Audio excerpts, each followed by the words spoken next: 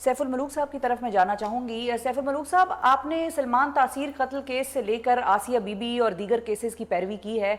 आखिर तौहीन रसालत के FIR police इतनी जल्दी कैसे काट देती है और ट्रायल कोर्ट्स का अमूमी रवैया इन केसेस में क्या होता है?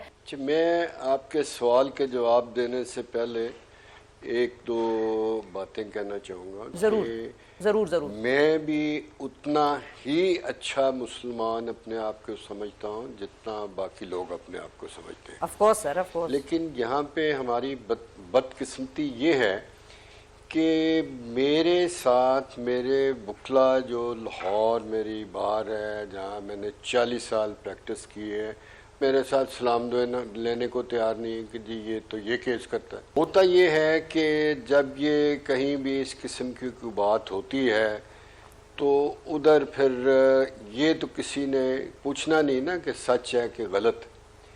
ये बात दीन में भी बहुत कही गई। ये मुमताज़ कादरी केस में सुप्रीम कोर्ट ने इसमें बहुत हदीसें और इस्लाम की जितने थे उनको काफ़ी कोट किया है कि अगर कोई ख़बर तुम्हें मिले तो उसकी पहले तहकीक कर लिया करो कि सच भी है कि नहीं। तो फिर लोग इकट्ठे होना शुरू हो जाते हैं और एक इतना वो मॉब बन के थाने जब जाता है तो थाने वाले अपनी जान छुड़ाने के लिए वो पर्चा दर्ज घबरा जाते हैं वो।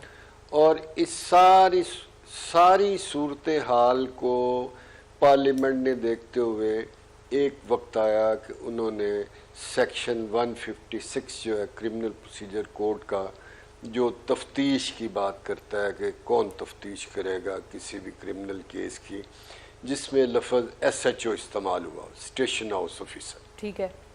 तो इन्होंने अब पार्लियामेंट में समझा कि नहीं, ये बड़ा सीरियस मामला है, तो इसमें कोई सीनियर अफसर जो है उसको तफ्तीश करनी चाहिए। तो एक नई प्रोविजन दी 156A क्रिमिनल प्रोसीजर कोड, जिसमें लिख दिया कि जहाँ भी ये 295C का केस आएगा जिसकी सज़ाए मौत है और जिसका मतलब ये है कि नबी पाक की शान में किसी भी तरीके से कोई ऐसा रवैया जो काबिल ताज़ीर है वो जो करेगा तो उसकी सज़ाए मौत होगी। तो उन्होंने कहा जी इसकी तफ्तीश सुपरिटेंडेंट ऑफ पुलिस, जिसको आमतौर पर SP कहते हैं, इससे कम ओहदे का नहीं करेगा। अभी जो 400 केसों की आपने बात की है, मैं चूँकि शुरू से इस काम में हूँ, तो ये होता था अच्छा जी 1 साल बाद एक केस हो गया, कुछ 6 महीने बाद कोई केस हो गया। कम थी अभी पिछले 1.5 साल में 400 मुकदमे लाहौर और इस्लामाबाद में हो गए।